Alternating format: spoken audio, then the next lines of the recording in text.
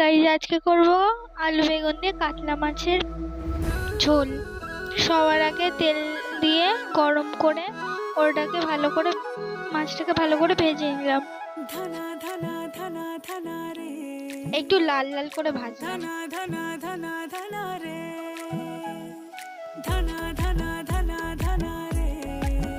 ভাজার পর এবার তুলে নেব।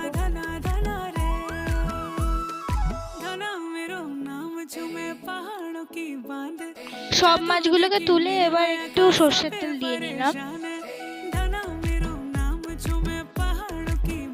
মেথি ফোড়ন দিয়ে আলু, বেগুন, টমেটো, আদা বাটা, কাঁচা লঙ্কা, হলুদ গুঁড়ো, নুন দিয়ে ভালো করে কষিয়ে নেব।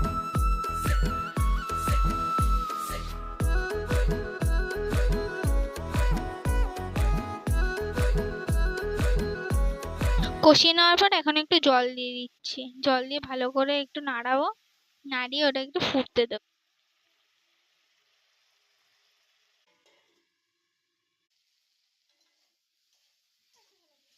ফুটে গেছে।